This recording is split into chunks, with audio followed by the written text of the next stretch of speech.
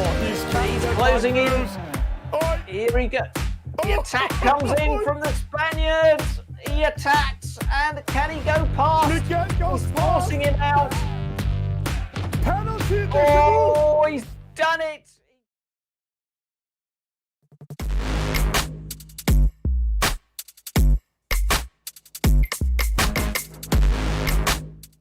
Hello, good evening, and welcome to the eSailing Nations Cup. Tonight we are going into the semi-finals. Tonight we are going to have a lot of excitement. Tonight we are seeing Great Britain versus Italy. But I can say one thing for you. Tonight we're also upgrading the show. Maybe he's not more beautiful than me. Maybe he's a little bit smaller than me. Maybe he's more popular than me. I'm a little bit jealous, actually. But before we're going in to meet tonight's co-host, then let's first meet the players.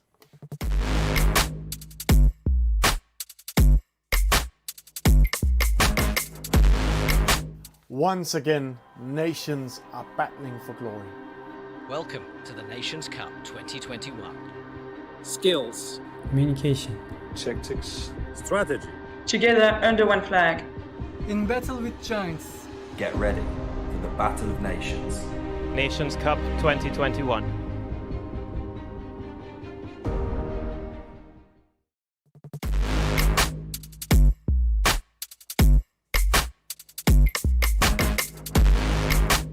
And some of you already guessed it. Welcome, Mr. Alec Wilkinson, the face of world sailing. Oh, what a face it is, eh, Thomas? Hello, good evening to you, good morning, good afternoon, wherever you're watching around the world. Great to be on with this semi-final, and we got some new players to have a look at. Changes in the teams, but some of the best teams in the world. So there's lots to race for. Yeah, and Alec, let's go in and see the format of tonight.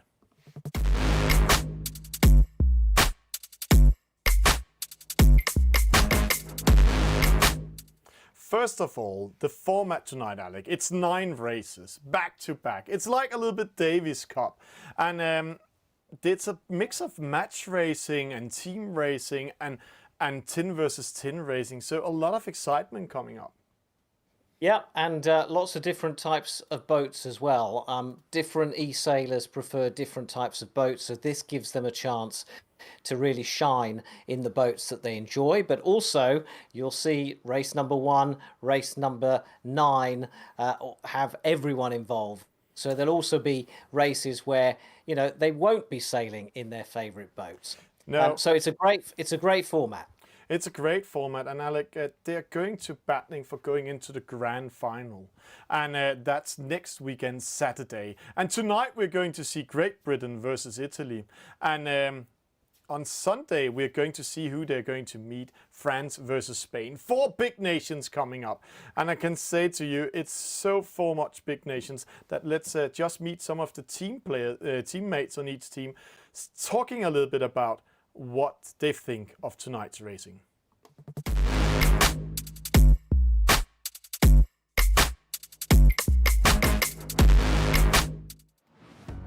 Yes, we had a tough match against Denmark. It was honestly quite a close competition. Very strong team. I mean, a lot of the teams are very strong now anyway. You know, there's not a lot between all the top teams. Yeah, it was great to kind of get the team back together. We've got a slightly different team from last year, and some new players, some people who weren't really around last year, and some of the old returning faces. But it was great to kind of get back together and do a lot of the practice and the teamwork that that we were doing last year. Yes, we are a really, let's say, a large group, so we can choose who is joining every regatta. We are not, I would say, we have a choice, and this is something really good, and we saw the results in the regattas 10 versus 10. Yeah, so we've been training a bit here and there, but not major. We haven't been training as much as I've seen the French do, or some of the other teams, but I mean, our top players are training a lot. Like I train basically every night.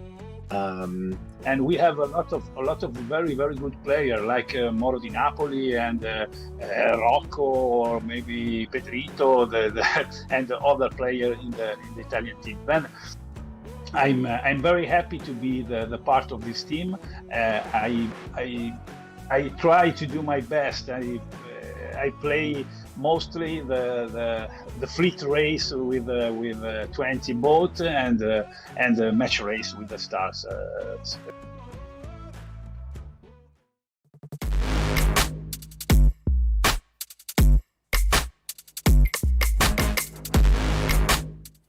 And Alec, this is race number 1, and so nice of meeting all these players sitting around the world. And Alec, 2 years ago, we were not in a studio like we are today. There we were a very special place, weren't we?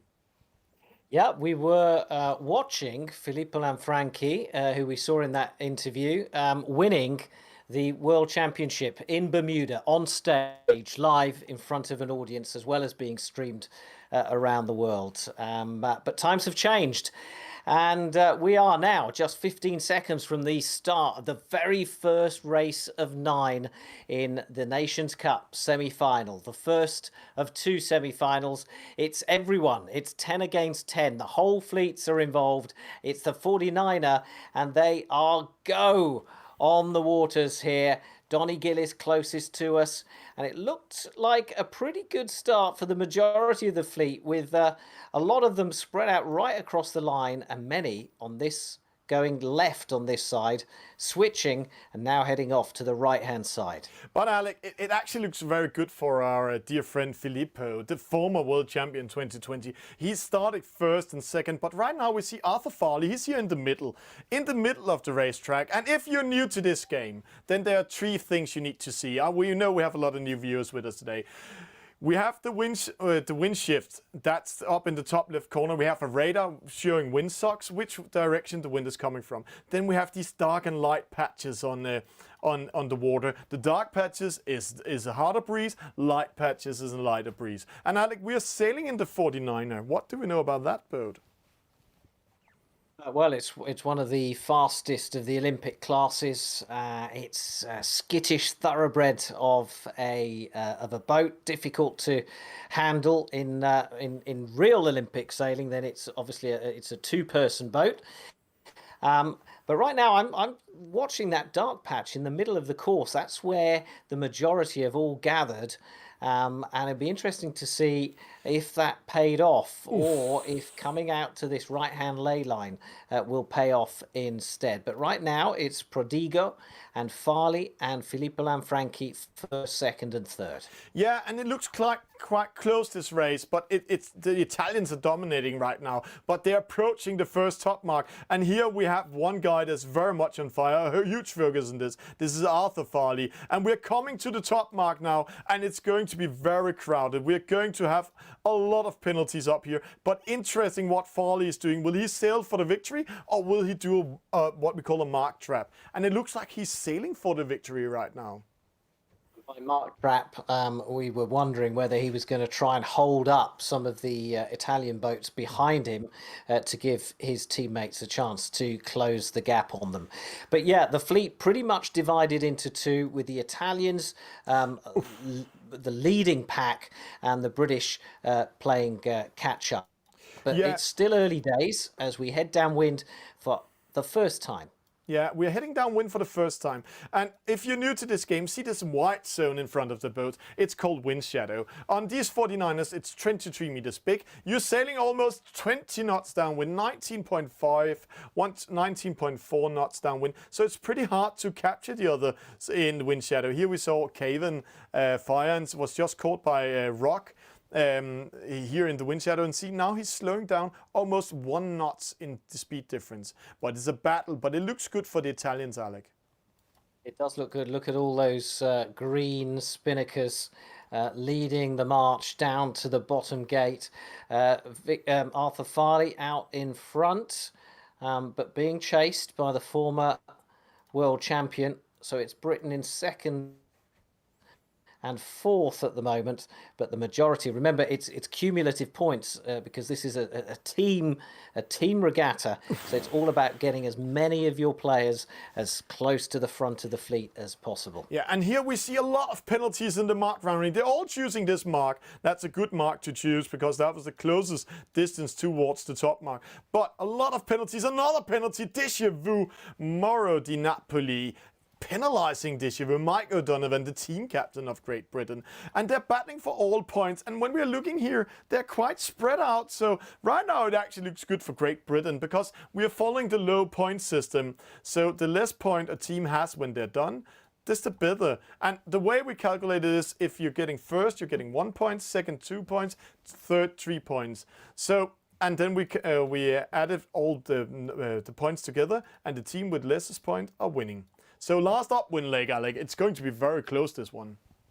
Yeah, we're on the low point scoring system, and Filippo Lanfranchi just ahead of the young 17-year-old Vic Farley from Great Britain. And it is going to be very close. It's going to be close for who wins, but it'll also be interesting to keep an eye on the battle in the middle of the fleet to see if there's a penalty there on Filippo. Yeah, made by Farley, and he's just showing strength now because he's slowing down the whole Italian leading pack. See, he's on the inside on Predigo. So Predigo, he will get a penalty as Farley attacks him. Attack from Farley, it's going to be close, he's pushing him out. But Alberto Carrero trying to go on the inside. Farley, he needs to defend it. But these slowdowns, this is the team race format, Alec. It's all about making your team come up. And right now it looks good for the Italians. They are in the lead. And another penalty here, made to Von Pitchen by Valio. Yeah, that was some good tactics from Vic Farley. I wonder if they're a little bit late though in the race to make any difference. But we've seen a couple of the Italians, Moro di Venezia and Di Napoli has dropped down, as has Pepito there. So we'll have to see. But at the moment, 8, 9, 10, 11 and 12 are all British. And that might make up. It's a difficult one to call this overall. It's a very close one. Right at the front, though, Prodigo is out in front and heading towards the finish line. And trying to catch him up, WHGBR. But Filippo Lanfranchi. Oh, penalty to Rock. Friendly fire. MCS Rock. That's the Italian champion. Sailed into the former world champion Filippo and penalized, dropping down 5 position, Alec, in one move. So that's how costly. Daryl with a penalty here in the other battle. And Will Hemsley, he's in a battle with Alberto Carrero. Oh, Alberto losing that one. So each penalty costing a lot of points here. Yeah, and you can see how it's all these battles are going on within the race itself.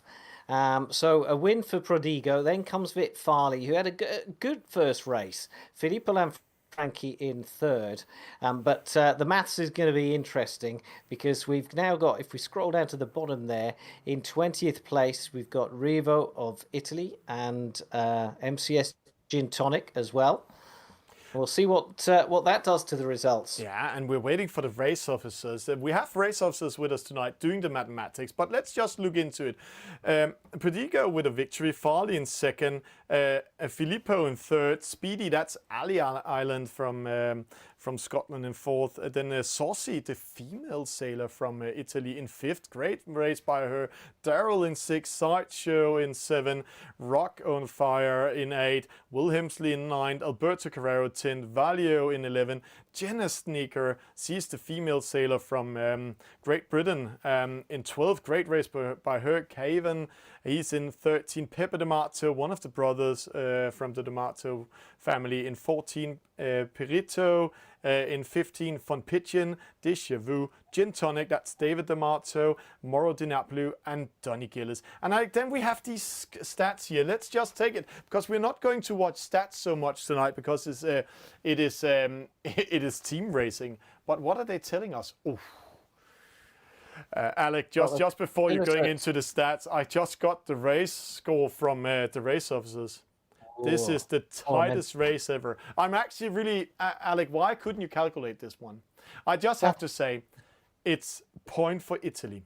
They are winning 104 to 106 against Wow. Skate Britain in race number 1. So Wow. it is really wow. Congratulations to Italy winning race number 1. And Alec, just before we're going in to hear more for the players, what is these stats telling us? Well, I tell you what the results tell us, and that is, how important every player's performance is on these team regattas, and 2 points deciding that race is just incredible. I think that's the closest I've ever seen one of those races come out at. Yeah, but Alec, You want me to talk about these stats? Well, other than the fact that our former world champion from Italy, Filippo Lanfranchi, I mean, that is about as perfect a start as you can get, really. yeah, it's a very good start. And then we see Predico winning the race, best average speed, best maximum speed. But Deja Vu, he actually sailed the shortest distance, but he got a lot of penalties. See, 9 penalties in total, making him dropping down. And with that said, let's hear a little bit more to the teams and the players before we're going into race number 2, the match race in between the female sailors.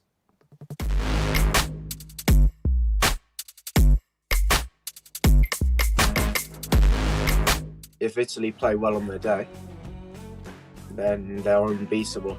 If we play well on our day, we're unbeatable. So I think it just depends on how well we play on the day.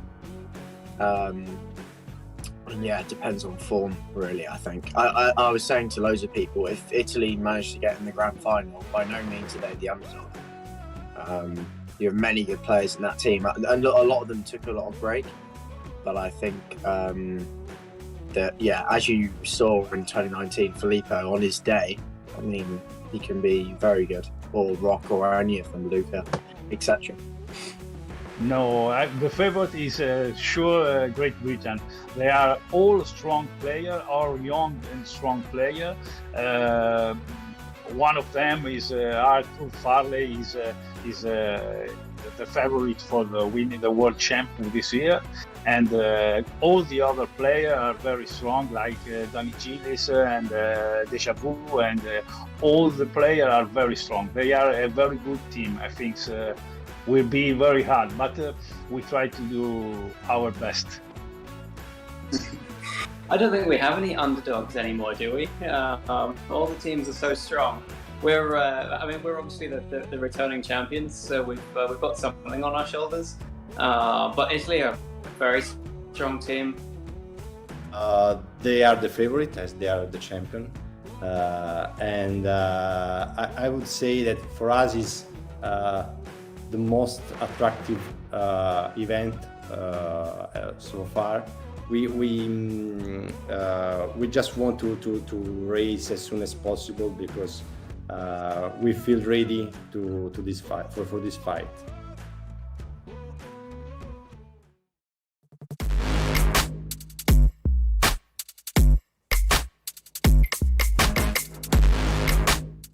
It's so beautiful, Alec, to hear the players talk about each other and what they expect here of these races, and also how much respect they have for each other.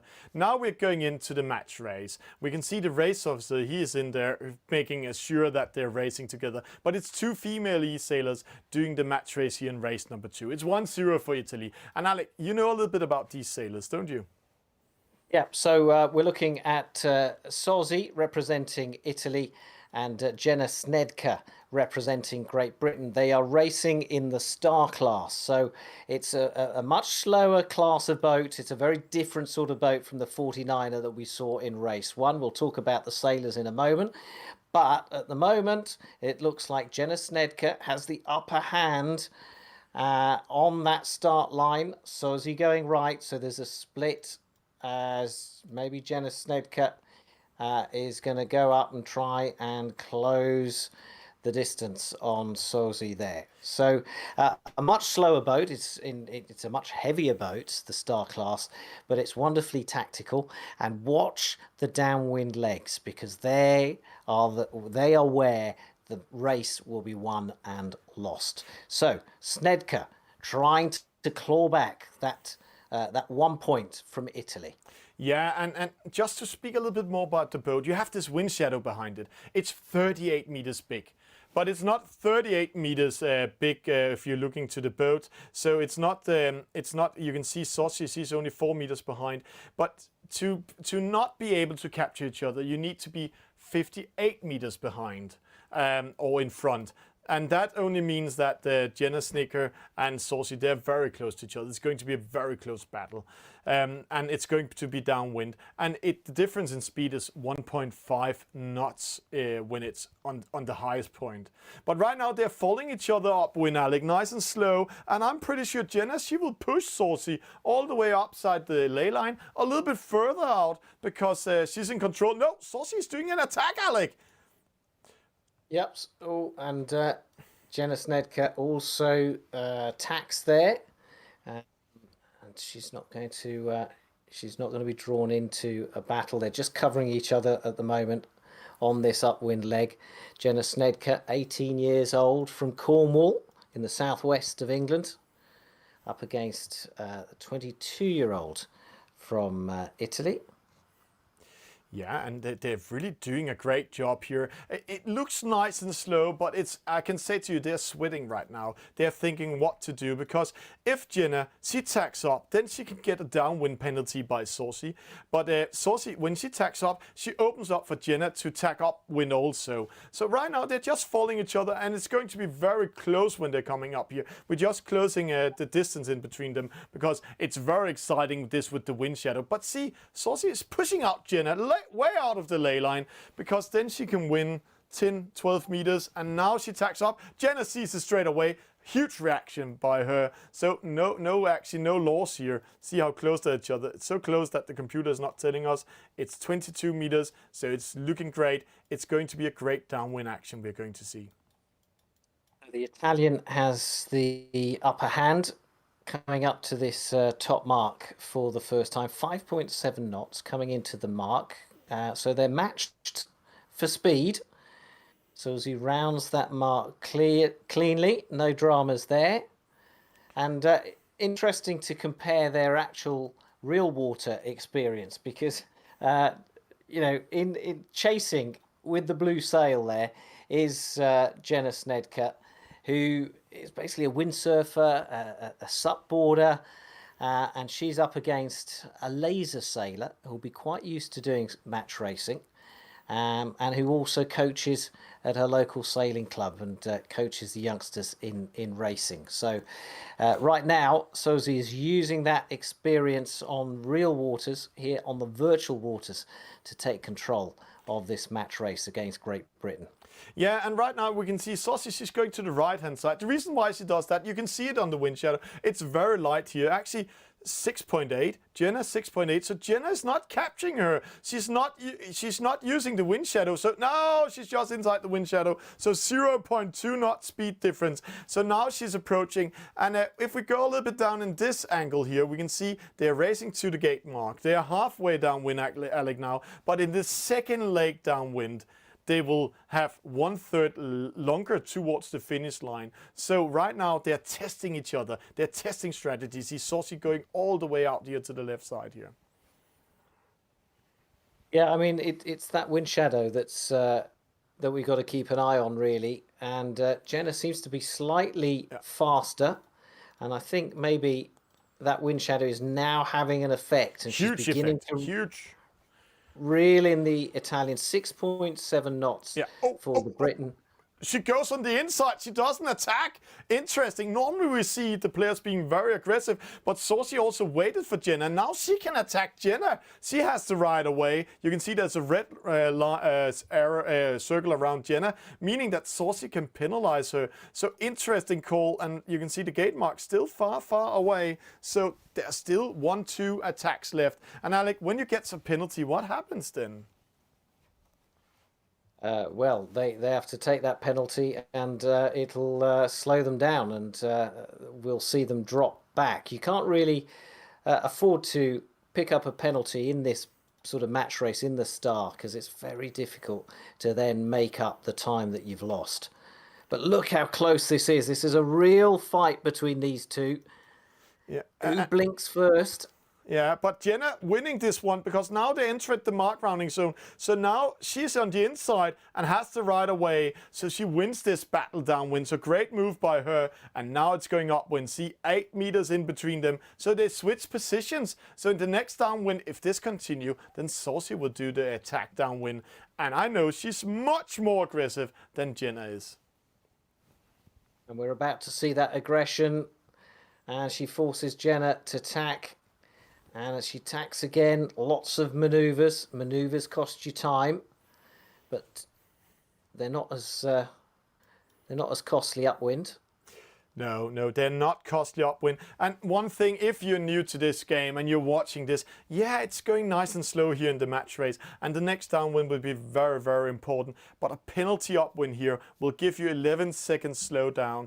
And you will lose around 32 meters if you're unlucky. So a penalty, a small mistake, this is also why they're keeping a distance to each other, can actually lose the race here upwind. But downwind, when they are so close to each other, Alec, here, and if they're playing much more aggressive, we can see maybe 3 to 4 penalties. They will do a lot of attack and damage on each other if they chooses to be aggressive. Yeah, you talk about this is a slower race than some of the races we've seen, but that's why I love the format of the Nations Cup, because you've got so many different types of boats and so many different styles. And and the Italians taking the advantage there. That was a mistake from Jenna Snedker. I actually think it was a calculated mistake. She wants to be behind. Jenna wants to be the attacking position. It looks like she on purpose went a little bit more downwind and then tack up to have this slightly difference towards Saucy, because then she can control the downwind leg and control when she wants to attack, because the attacking position is sometimes the most controlling position when they're going downwind. Okay, I can see that argument. I can, but I'm not sure. I'm not convinced. It's a heck of a gamble to give away your lead, so that you follow in second, so that you can then speed up with using your wind shadow on the final downwind. But Alec, anyway, is this our first discussion about e-sailing and sailing? This is in real sailing, you won't handling away your lead. But here in e-sailing, you will see, and if you're new to this, you will see a lot of attacks, a lot of penalties. No, Jenna making a mistake! Oh, almost hitting that mark! But 38 meters, she's inside Saucy and getting ready to do the downwind attack. And Alec, will you guide us through that? Because that will be a battle. Well, yes, it's 30 meters, so it's actually touch and go whether her wind shadow will have an effect. She's let the Italian get away, and I'm looking at that white wind shadow. It is there. It is having a slight effect, but she's got to close the distance on Saucy if she wants to have a big enough effect to be able to catch her. And time and racetrack is running out for the Briton. But see how far it is, Alec. We're only in the first 1/3 of the leg. And when you can see down there where the ley lines are crossing each other, that's the last 1/3 of the leg. Meaning, if you're getting a penalty there, it's crucial. But right now, Jenna, she can take her good time and prepare her attack. But let's see how she plans to do this. Saucy doing a great defense, only losing a little bit of momentum. But now she's going straight downwind. Now you will see the effect. And this is quite similar to what we saw on the first downwind, and Jenna Snedker came out on top on that first leg downwind. What's happening now? So 6.9, 7.3. You can see the acceleration on the British boat, and you can see that she's closing the gap on the Italian. And Alec, it's very important. Saucy is going longer and longer to the left-hand side, and she can actually go too far. So right now, Jenna is pushing her out there, but Saucy, she wants Jenna to jibe in towards the finish line. Then she can be the aggressive. And if they go too far out, then Jenna can actually overtake her position. So interesting what they're doing here. Let's go in top view, then we can really see it, see how far they're going. Let's have a look at the angle, if we can, from the Italian boat to the finish line, and see if she can get across. Yeah, so we're going to have a few more manoeuvres and jibes to get her in, I think, possibly not to the finish line, but they are side by side now, and the Briton is speeding past the Italian. Yeah, 2 meters in front, but Italian is in a position, Saucy is in a position where she can penalize Jenna. And this is now or never. We are where the ley lines was crossing each other. So a penalty now is very crucial. See, they are so afraid of each other. Jenna, she bears away. And then she tricks Saucy, and now she speeds up. Let's see, the finish line is approaching. There it is, Alec. And now they're turning down. It's going to be very good. Penalty. Penalty on the Briton, and it's victory to Italy. The Italian has done it. Fantastic tactics, fantastic strategy from Saucy. 18 years old, but showing, or 22 years old, but showing huge experience there to claim a second victory in this Nations Cup semi-final for Italy. What a great, enthralling, exciting race that was.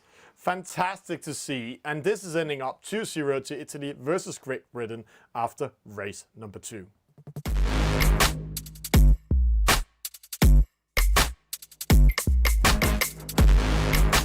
Yeah, but well, being the top team isn't always the best thing. You have a lot of heat, but I guess maybe we're the top team this year because we won last year, but I'm not sure. Well, nothing specific against them. We just practice it a lot,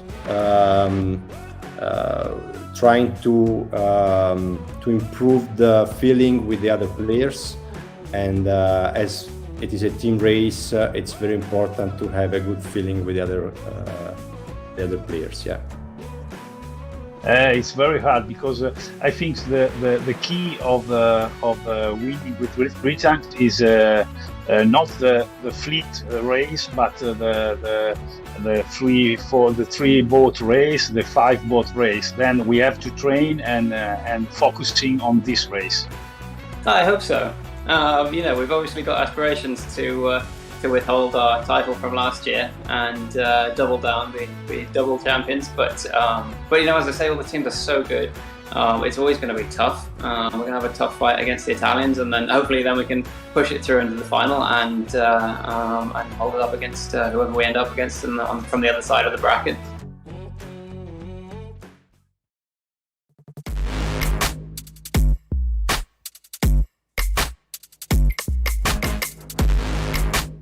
And Alec, that was the first 2 races. Now we're going into race number 3. Now the team race start. So what are we going to experience now? Well, it's going to be 5 against 5, and it's in the laser. So that's our third different class of boat of this semi-final. And it's going to be very different because we're going to see teams, we're going to see players helping their teammates, trying to help them get around. And in fact, you'll see in places, you'll see some of the players actually gang up on the opposing player. So lots of tactics, lots of strategy, and it won't be until they start that you and I will know what they have in mind tactically. But let's go in game before we are talking a little bit about this boat we're going to race.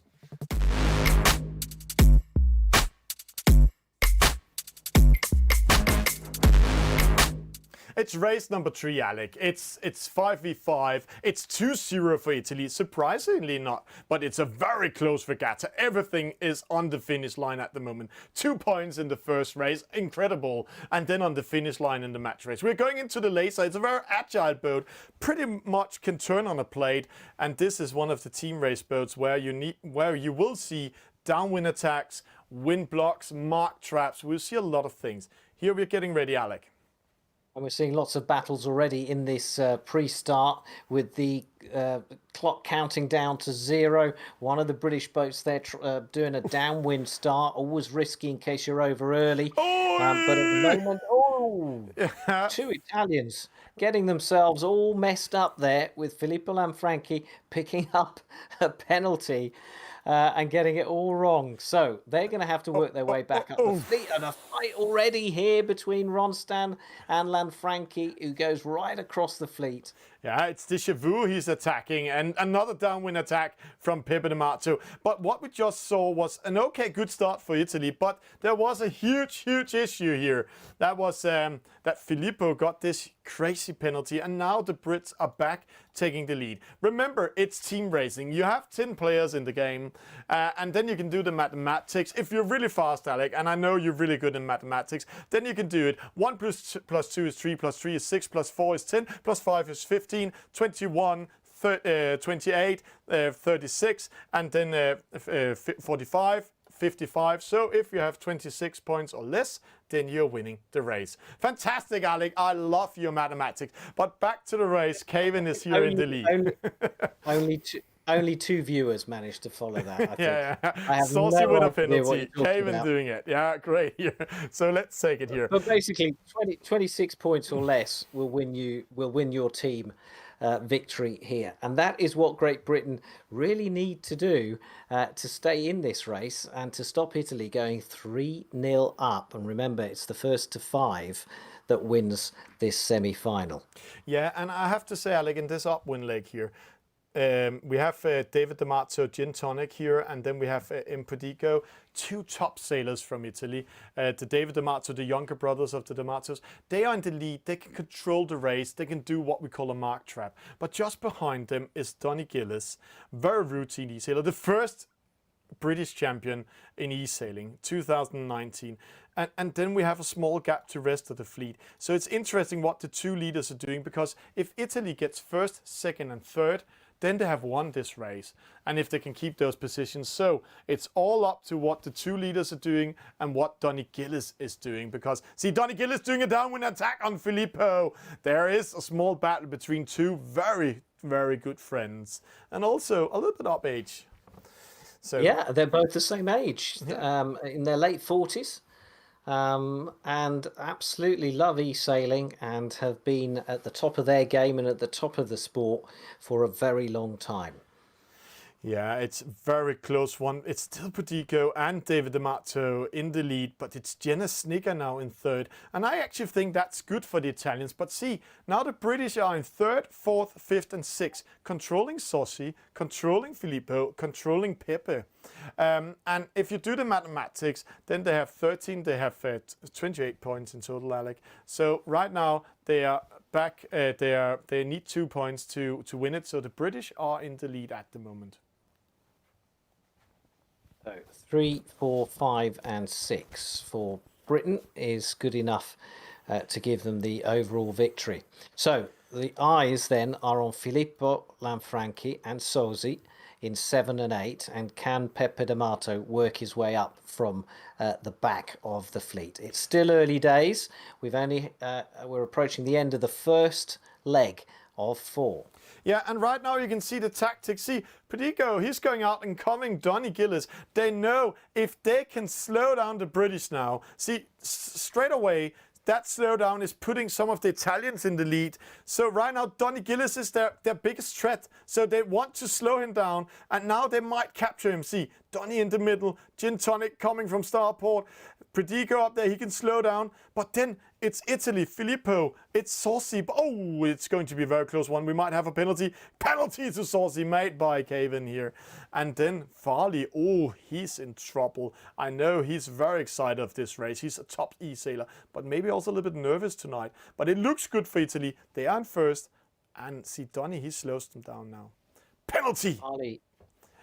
Farley, we often see early on in these regattas, there might be a bit of nervousness there, but he's shown none of that in the first race. It did very well for Great Britain, and we'll see him, I think, move up the fleet here now that they head downwind, although he has just picked up a penalty. So it's Italy first, second and third. It's actually looking good. Sozzi has moved up. So I think Italy at the moment are in the lead. And they are in the lead because first, second and third, then you're winning it. So so right now, Donny and Caven, they really need to battling against David D'Amato and Filippo, and they know they're not allowed to use that lose that battle, because that will give the Italians the advantage. Pedico, he's just get called in the chat. Sail away, and let the others battle. And if the British are not capturing Filippo or Gin Tonic, then it's game over Great Britain in race number 3. Yep, but it's so Prodigo is out in front, but there's a real battle here, isn't there? It's all about the fight between Gin Tonic and Lanfranchi in third and in fifth.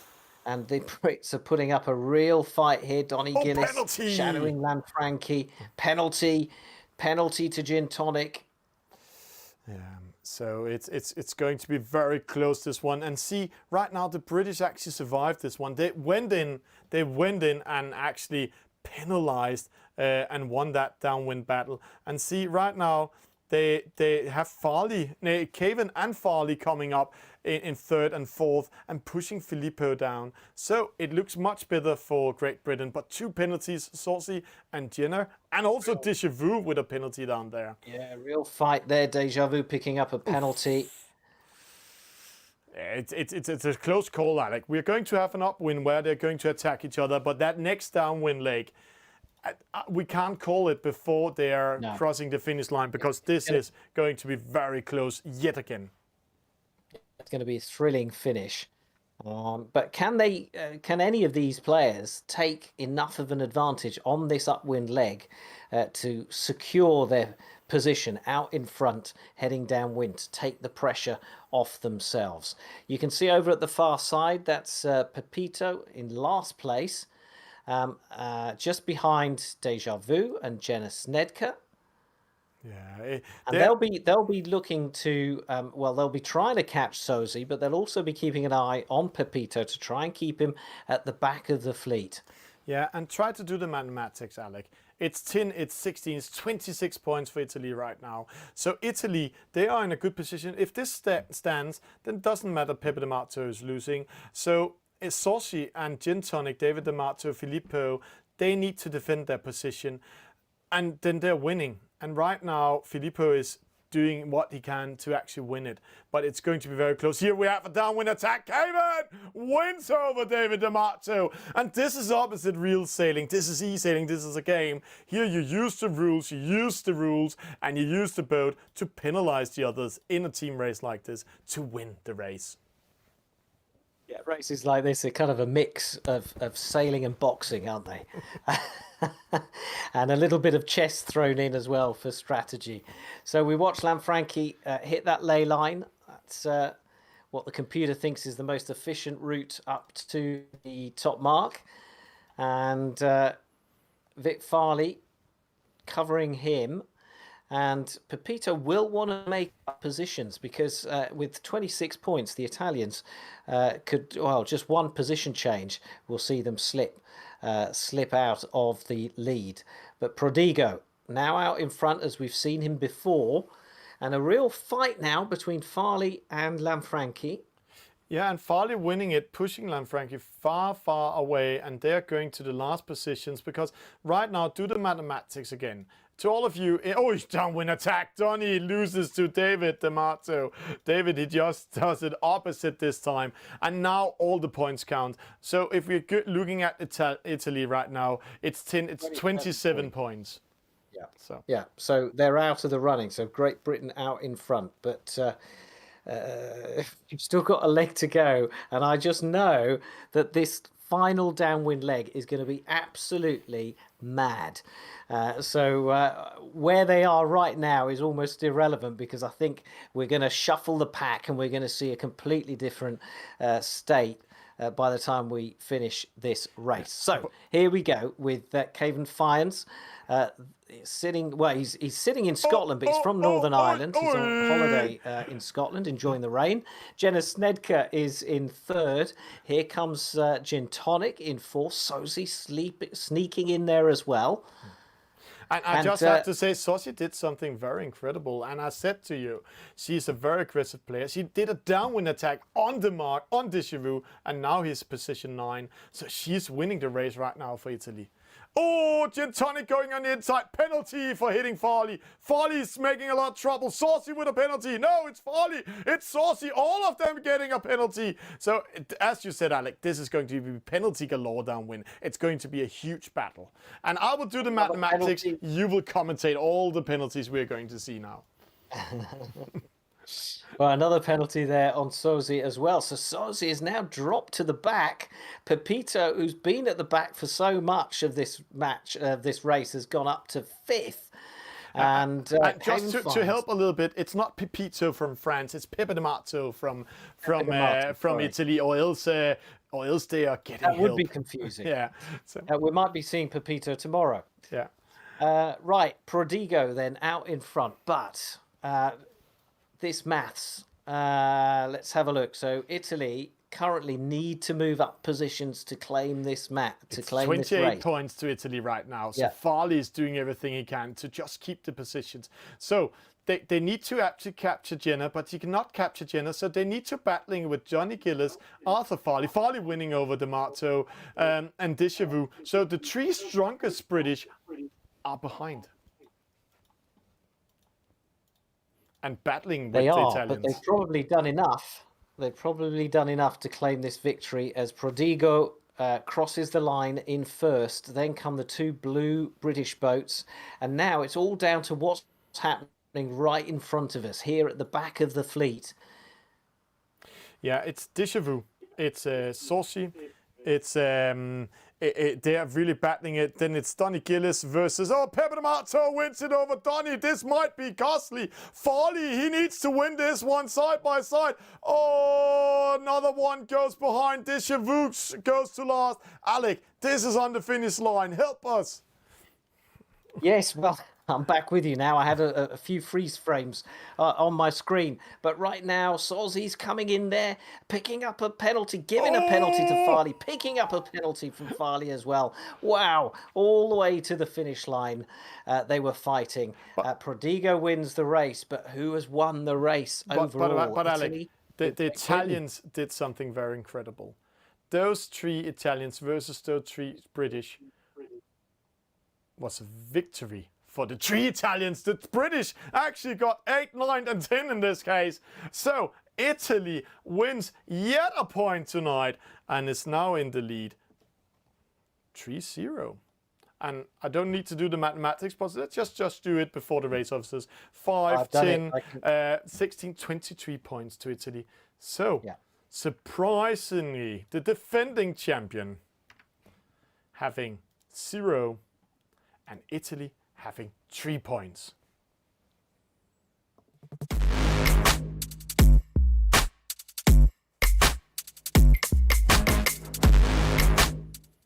Poof. So Italy now just 2 victories away from going through to this year's final. Wow. Who would have thought we would be in this position? We were expecting a really close match, but, you know, it's best of 9, so we've still got 6 races to go. But Italy is now in position, if they win the next race here, then they have match points, 5 match points, Alec. I haven't seen this. It's been a close race all night, but the Italians doing so well. It's incredible. They've really prepared for this one, and I know this year they are really taking it serious. They have Alfredo. There's part of the referees and all that internationally helping the team, coaching them together with Nico, as he's called, doing the coaching for it. So in Italy, they're really taking this very serious. Where when I interviewed Arthur Farley, he said, "Yes, some of us are doing a lot of practice, but some of us just come back to it and just started playing again because we want to be on the team." So interesting what's coming up. But Alec, yeah, I mean, it's all about practicing as a team as well. It's not just about practicing against each other. It's about trying to somehow set up matches within your eSailing community so that you as a team can practice team racing rather than individual racing. Some of these players we're going to see, you know, in the World Championships as well, but that's an individual event and that's very different. Yeah, and right now we are getting ready for race number 4. Race number 4 is a 3 versus 3 and it's the EF50. So we're going to speed up and we're going to do what we call a reaching start. Let's go in game.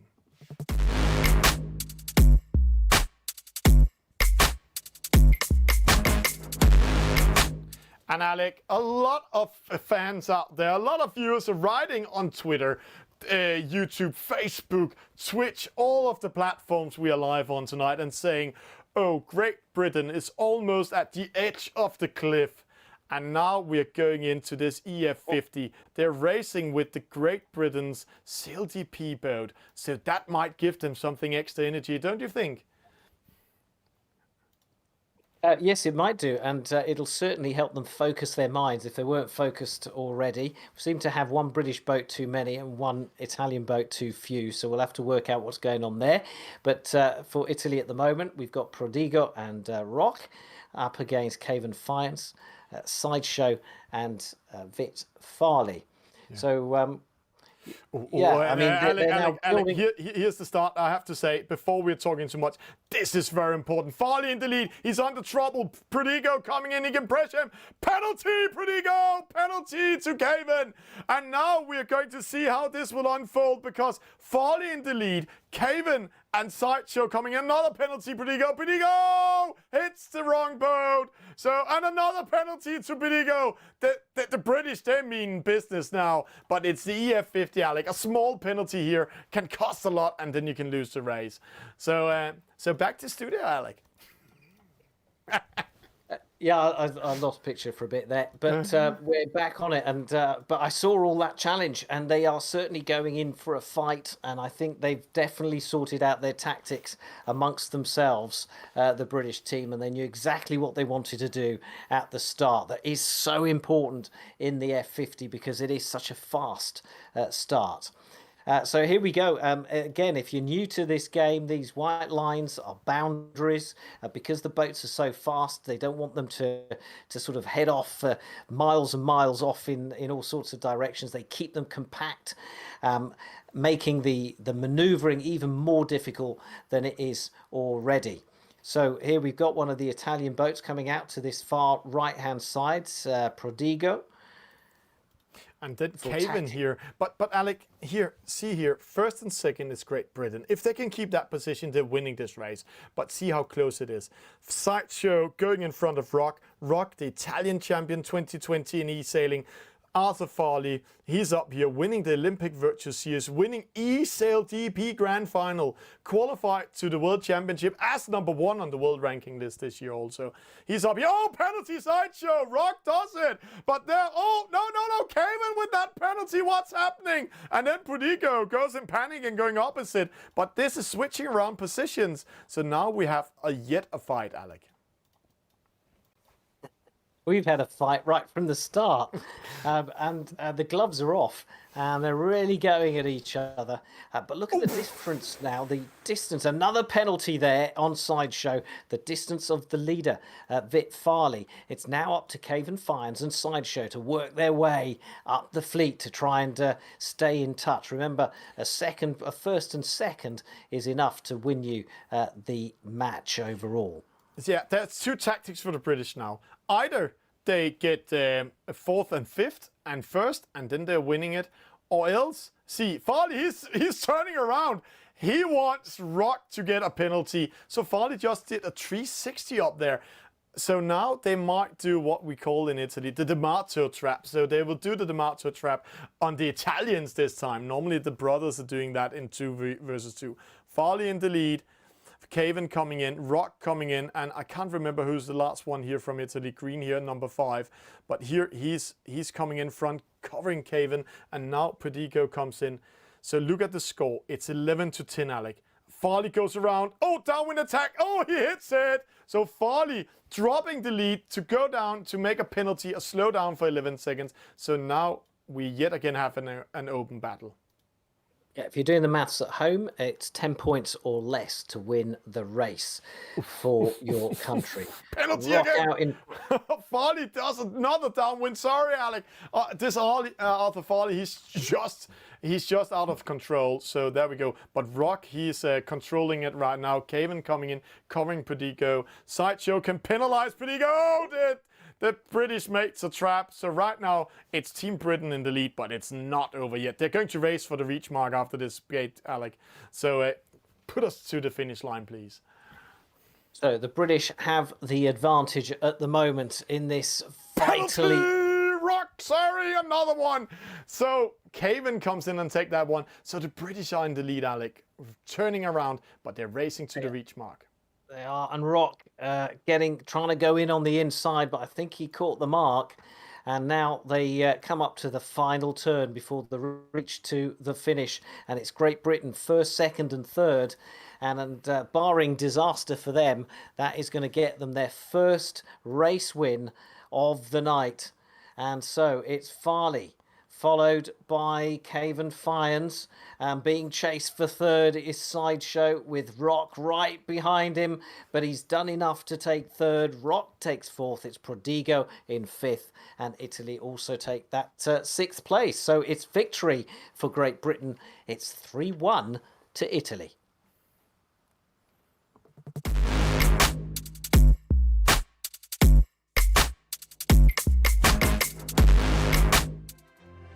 My name is Trudy Armbranker, and I am the master blender for Montgay Rum. Montgay is unique because of where we are. We have been producing here on the same location for over 300 years. Montgay is unique because Barbados is the birthplace of rum. Montgay and rum is part of Barbadian culture. You're passionate about it from the start.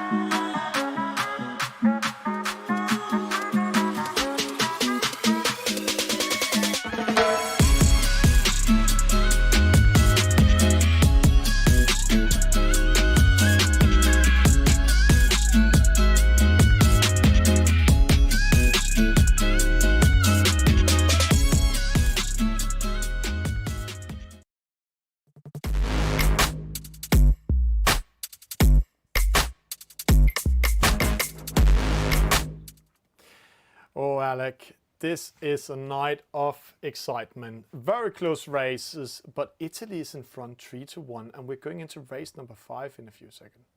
Yeah, it's a really absorbing semi-final, this, between Italy and Great Britain. So race number 5, we're going to get our 5th boat of the night. It's the J70, and it's 2 against 2. And it's the only one, the only match in the format that can be drawn. The losing team, if it's a draw, the losing team will actually win the race. Controversial, I know, but that's the way we do it in sailing. That's the way we're doing it sailing, but also here it's a very important point again for Italy, and it's the certified players against each other. So players that has been performing quite well the last season. But before talking more, let's go in game. 30 seconds to start.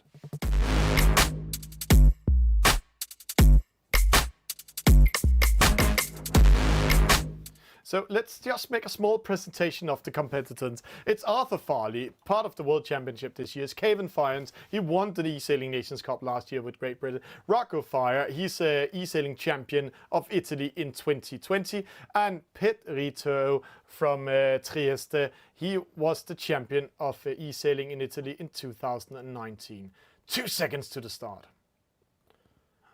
And there we go, Alec. It's a clean start, yeah. They are off, and we'll slowly see on this first upwind leg. We'll get an idea of the tactics that they have decided to go for. But at the moment, it's a sandwich with MCES Pedrito in the middle there. Pedrito 22 of Italy. Yeah, and like it's quite exciting because I have to say, Great Britain actually have a very fantastic good start. They're controlling the race. They're in front of Rock. Farley, he can tag in front of Rock. Pirito, he has a huge issue because Caven can penalize him when he tags in. So the Italians really needs to do something extraordinary to switch positions or win the downwind action we're going to have. They do. Caven Fians does some occasional big boat racing out on real waters, which will be handy with this J70, knowing how it reacts and the sort of tactics you need. Vic Farley now covering. Yeah, he's going to Rock. Covering Pedrito. Oh, he's continue. He's not going to cover Rock because Kevin, he can do a downwind attack on Rock, and they know it's he. Rock straight away does attack. So the British are in control. They're in first and second. And if they can continue this, I have to say, dominating upwind, then it's looking really hard for Italians because Perito, he's 38 meters behind Arthur. So it's all up to Rock to go back in this race. And he's going to battle Kevin and Farley. Is this already over in the first upwind leg? Is the British showing their strength again? Let's see, Alec. Let's see what happens.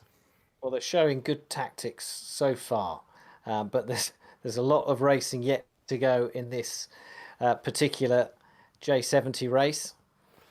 And they tack once again to head in towards that mark, towards the ley line. The breeze coming in and strengthening now. You can see the water turning a darker shade of blue, and we'll see the speed increasing. Yeah, but it's all up to this guy, Rock. And Alec, Rock, the Italian champion 2020. He's very aggressive. He also qualified to the eSailing World Championship this year, winning the Americans Cup campaign there was. So a world champion participant against a world champion participant, and then an Italian champion. So it's only Kevin that has not been a champion or being part of a big championship, but he won the eSailing Nations Cup last year. But see, they're coming to the top mark. The two British are actually in the lead, taking the lead. So can Rock capture them? Well, they've now got quite a good lead actually, and we were watching the star class and earlier on with the match race and their wind shadow having a real effect. The J70 also has quite an effective wind shadow, but that wind shadow and the distance between them, 22 meters, so that is close enough for the Italians to close the gap on the British. Yeah, but Rock, he really needs to fight it. He's not allowed to lose it. Caven's splitting away. Rock going after Caven.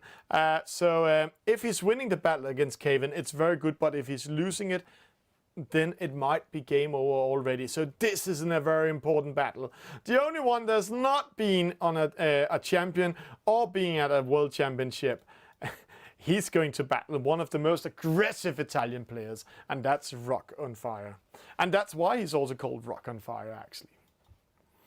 Yeah, and we shall have to see. I mean, they're all certified sailors, so real quality here. As they come down to the bottom gate with these two kind of just shadowing each other. Yeah. And Rock trying to catch Fians. He's actually slowing him down instead of and making Perito coming close to him. Because see now, Perito is inside side of Caven and Farley sailed away. And Alec, remember, this race can be a tie. So if Great Britain is winning and losing, then it's a win for Italy. But this is interesting. Perito going opposite side. Is that a good call? 60 meters behind the leader. Ooh, I think that might be costly, but they're splitting up. Interesting tactics by Italy. Yeah, and we're at the halfway point of this race, and it's impossible to call, which has been the case really in the whole of this evening. It's been so close, fascinating, absorbing racing. But right now, here's Rock trying to catch Fians. He's in the position that he's been in, or Pedrito, I should say, trying to catch Fians. Rock over on that far side, but the Brits out in front and in a position to win this race overall. Yeah, and right now you're seeing Farley doing a great tactics, tacking in front of Perito, throwing a lot of dirty air on him. Every time they tack, he tacks in and slowing him down. Caven, he's going to cover Rock the same way, and if he does that job pretty well, then he might speed up and go away from Rock when they're going downwind. So this is actually a very crucial moment. Caven is waiting for Rock to tack up towards the top mark just to be able to throw dirty air on him. And if he waits too far and Rock actually makes Caven sail with him, then suddenly Perito is in top two. So what is Caven doing is what's going to decide this race. Oh, early tack Rock. Caven tacks in front of him just as foreseen. So Caven is doing the right choice. 36 meters in between them. So maybe he is going to win the race here. But let's see, Alec. It's a close one, and they're going to the top mark for the second and last time, and then we're going to have the downwind battle. Yeah, the British staying very calm and confident in their own abilities here. And they are looking good at the moment.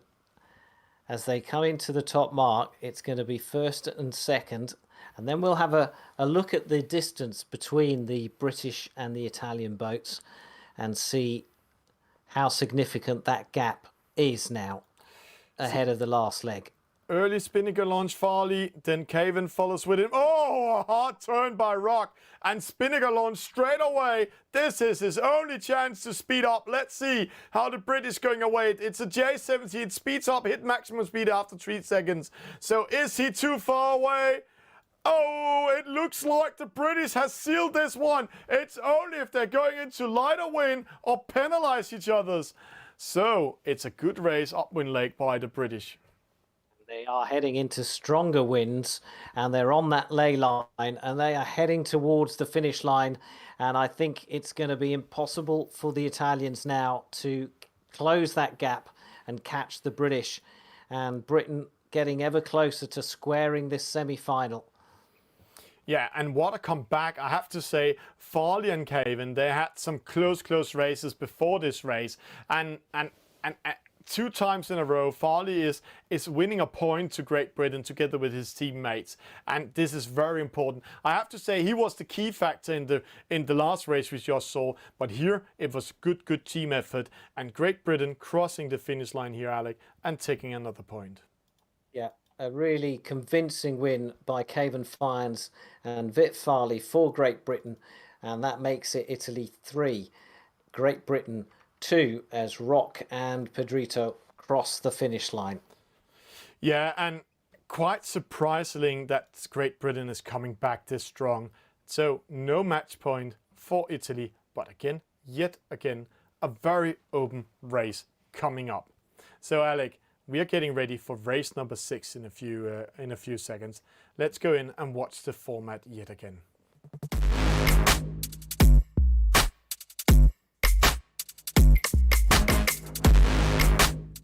And Alec, here we saw a race where you normally win it downwind. We're normally seeing a lot of action downwind, but Caven and Arthur Farley was so much in control that they used the wind shadow upwind to slow down the Italians and ending up winning it. Amazing. You know what? Amazing. I mean, I don't know this for sure, but the way they sailed that, the confidence they had in each other and in their tactics suggests to me that they'd been practicing that together for quite a while. Because they really were at the top of their game. They were really in the top of the game. And it's also a lot about communication. We know they're sitting in chat rooms in Discord, talking together, and a lot of communications going together. And this communication is key of everything. And we also saw the Italians splitting up every time they were in the going upwind. And that was also part of the communication because of a bad start. We're going into race number 6, Alec. And now we're going into another match race. And this match race normally is the 2 best players from both teams. So we're going to experience Déjà Vu, Mike O'Donovan from Great Britain going against Rock on Fire, Rocco. And they're going to battle this match race in the Star boat. After that, we will go to the J boat in race 7, 3 versus 3. And then we will end up with full speed with an EF50 and of course, 10 versus 10 in a Nacra 17. It's 3-2 to Italy, so let's see who will get the next point.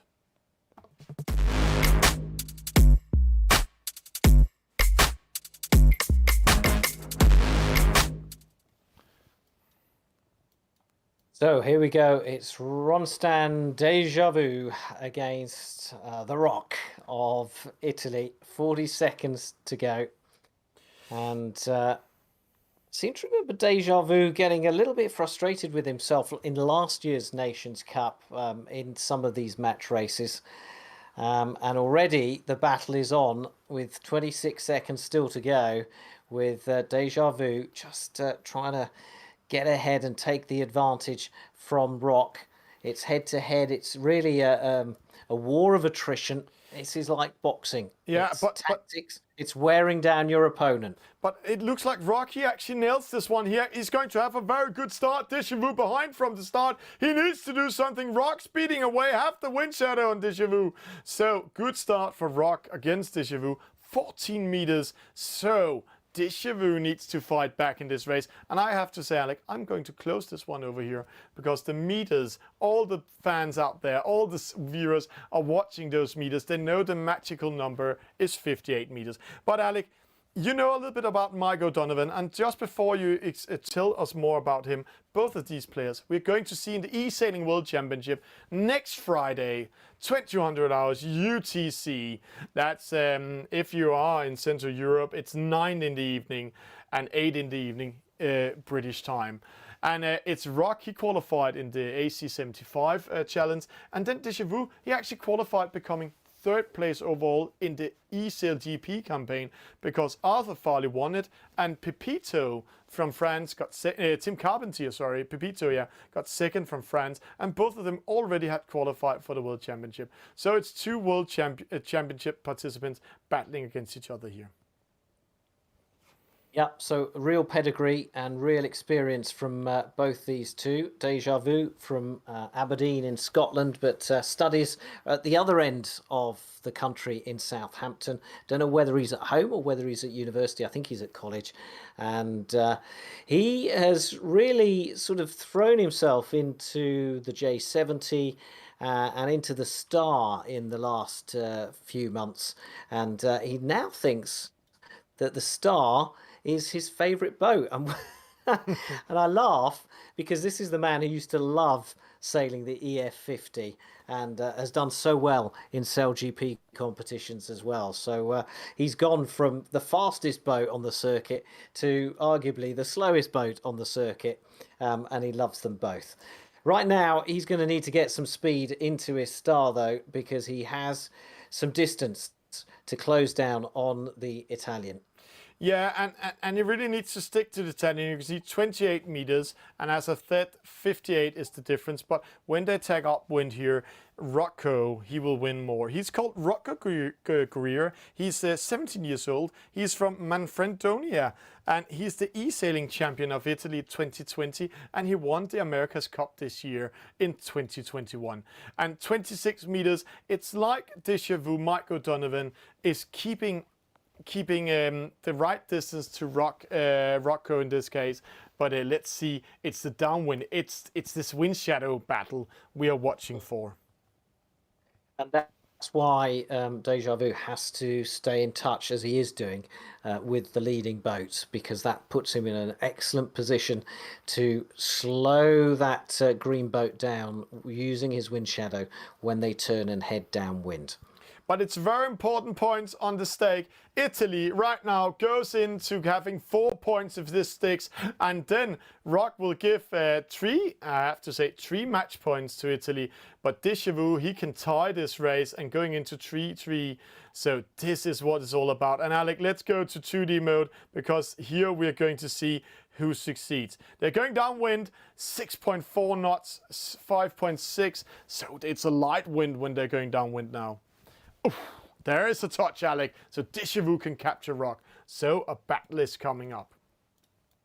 And we saw some real battles in the all-female match race earlier on in this semi-final, and I think we're going to see the same here again.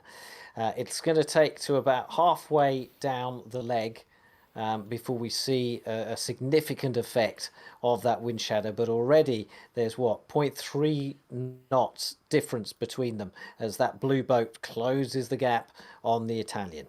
Yeah, and let's just see the meters, 36 meters, and this will tie up. This will tie up, but it's going to be very, very close. Rock, very aggressive player. Normally we see him in the attack position and Deja-vu in the defending position. So has Mike O'Donovan really practiced to do downwind attacks in the Star, and has Rock practiced to do defense? Amazing to see what's going. Let's go in 2D mode, because this is going to be a dance of the jibes. Here it goes. I love that line, a dance of the jibes. Yes, it is. But it's not going to be ballet. It's going to be a lot more violent and aggressive than that. And you can see that gap really coming down now. And Rock jibing and manoeuvring and trying to get away from the Briton. But the Briton so much faster and in a position that allows him to be more aggressive. But who's going to inflict a penalty on who? Did you see Deschamps sail upwind? The reason why he's doing that, he wants to be behind Rock. Now they're sailing upwind, Alec, not downwind. And it's because Rock has the right of way. Deschamps wants to be in aggressive position. He don't want to get a penalty by Rock. So he tried to switch position and he can't. Rock, they're sailing upwind. Let's just see here. They are sailing upwind at the moment to defend it. And Rock continues attacking Deschamps. And soon he will go downwind. And then Deschamps yet again needs to do his wind shadow. So going to the opposite, going upwind, 360 coming in. So now the attack begins. Wow. Okay. So the attack starts again with the Briton holding the advantage. I thought they were going to go all the way back to the start line then. Here they come. And this is great stuff, isn't it? 6 meters between them. The Briton trying to get the hook, trying to get the overlap, I should say, on the Italian. Oh, it's going to be close. The mark is coming. Deschamps pushes Rock away. Penalty. So there we had it. But it doesn't mean much, Alec. It's only 11 seconds. They're coming to the mark. They're going upwind. So he's out of the penalty now. So that's 12 meters in total he's going to lose. 14 meters, Neither of almost. them wanted to give an inch. The Briton really aggressive, and then the Italian giving him as good as it went. And in the end, Rocco decided, you know, what's the point of missing the gate and then having to come back? I may as well pick up my penalty and just get round the mark. So it'll be interesting to see now, will Rocco try and get ahead, try and catch Deja Vu, or is he just happy sitting on his shoulder so that when they head downwind, he will have the advantage? Yeah, and right now, they actually switched position. Remember when we went upwind last time, Rocco was in the position where Deschamps is, and Mike, he was in the position where Rocco is. So now we are going to see if Rocco doesn't do a mistake against Deschamps here, then we will see Rocco comes from behind doing the attack. But this time he really needs to time it. Remember what I said in the first female match race? It's the last one third of the leg downwind towards the finish line. That's where you need to penalize to win it, because a penalty before that just means the other boat can attack you back. So here they're going upwind nice and slow. Rocco a little bit faster than Deschamps, but also sailing another angle. See, 36, 33, so sailing a little bit longer than Deschamps to keep outside of the wind shadow. Yep, a bit of slightly different wind angle as well on that left lay line. Yeah, and they are in two different wind zones. See, Deschamps, he's in wind zone 1. Rock, he's in wind zone 2. So this can be very costly for Rock. See, a huge wind shift coming in. And actually right now, Rock lost around 5 meters to Deschamps. We can see it here, 24 meters. This can be very costly, but right now the ley line moves in favor for Rock because he's outside of it and can go towards the mark from a starboard where Deschamps come from port side, Alec. So the match is on, the game is on. Who will win? Will it be a match point for Italy, or will it be a tie made by Deschamps from Great Britain? And Alec, I know you're a little bit split, half Italian and living in Great Britain. So what to do here? Who is the money on? Oh, Rock does a huge mistake, almost hitting the mark, slowing down. So Alec, now it's all up to the wind shadow. Is it the British winning this one, or will Rock take it on Deschamps? We will see it soon. We will follow Mike in this case. Let's go to Mike here and see it from top. I think the race has been decided at that top mark. Look at that. It has been decided. That's slightly mistake. He had everything with him, Rocco, and then he mistimed that upwind leg towards the top mark, and then almost hitting it. I think that wind shift at the top of the upwind leg, in which he lost some distance. I think it was about, what, 5 meters or so. Yeah. I think that threw him, and then he tried too hard to make up the distance. and that saw him make that error at the top gate. So a real shame, because for 3/4 of the race, they were really, side by side, battling it out. But there's no catching Deja Vu now. He is on a straight line down to the finish. Yeah, and Alec, unfortunately for the Italians, but for all the viewers out there, this is fantastic. It's a 3-3 it's going to be. It's a tie halfway in this battle. Only 3 races back. So this might be in the last race we're going to find a winner. But I have to say, both of these sailors, Rocco and Mike O'Donovan, both of them have been doing a great job. But there you can see how much these wind shifts mean for you to foresee them.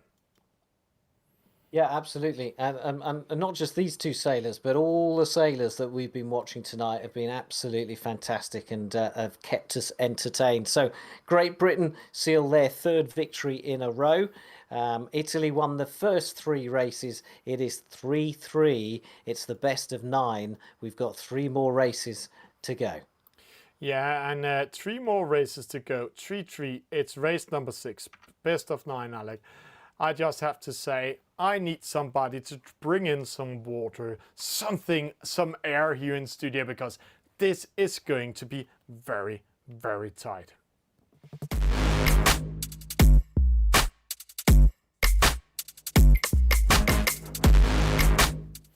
Wow, Alec. I have to say, in the start, it looks like the British was very nervous and they were going to lose 5-0 today. Great start by the Italians, but it's like the nerves have jumped from Britain all the way down to Italy, and now the Italians are sitting and shaking a little bit. It's 3-3, very close. We're going into race number 7.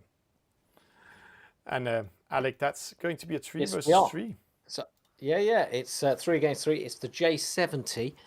So you're kind of looking, as a team, you're looking at 10 points or less is going to win you this race. Who is going to take it? Who is going to go to 4-3? We're just waiting to get to the start, and it couldn't be closer. It couldn't be more fascinating. The J70 again, just like the Star that we've watched, crucial on the downwind because of that big wind shadow.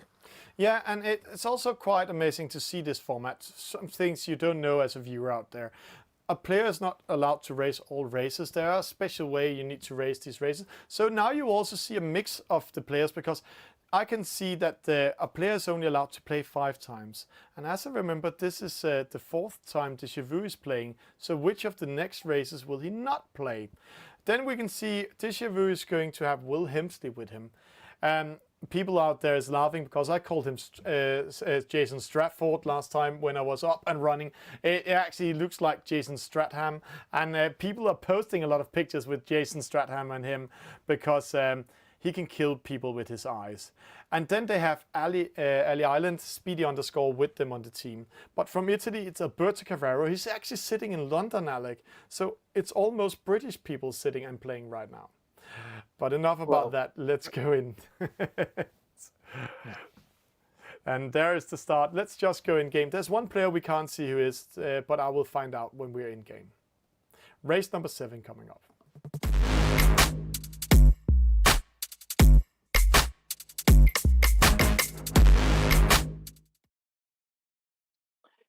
So here we go then. It's race number 7. Everything is square. 3 points to 3.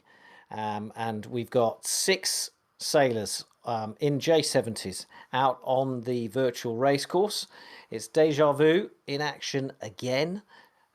Will Hemsley of GBR, 37 years old, from Reading, kind of in the centre of southern England. And then you've got Speedy One and the Italians represented by Valio 86 and Alberto Carraro, who we've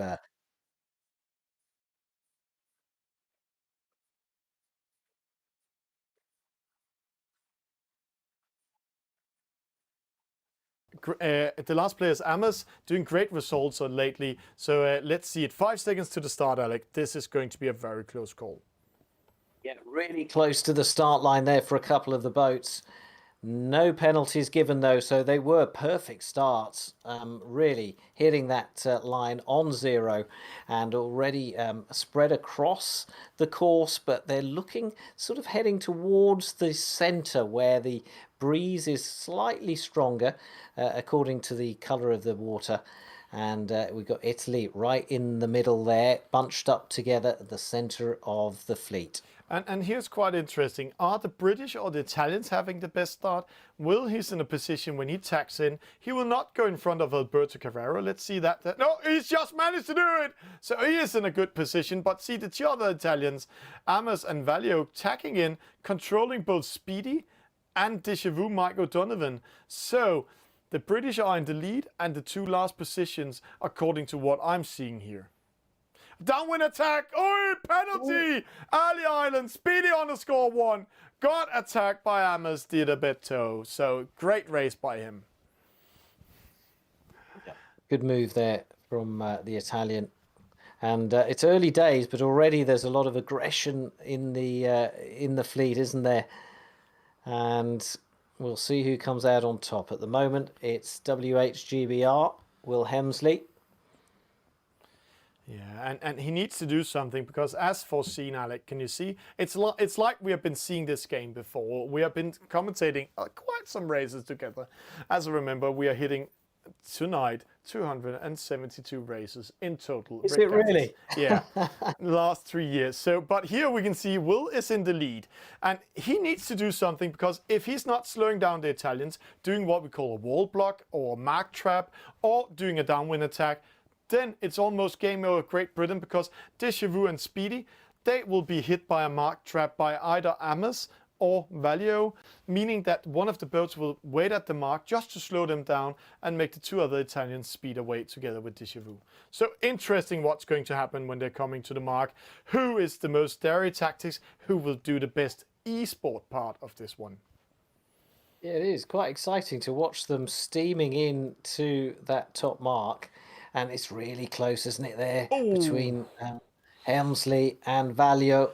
Yeah, so close. Valio pushing the Briton out off the ley line where he doesn't want to go, heading out to the left-hand side. But that was a quite good move by Valio because now Will can't do a mark trap. Now the Italians have the favored position. They are controlling the former leader and now the Italians are first and second. I know they're saying Will is second, but he can't do anything.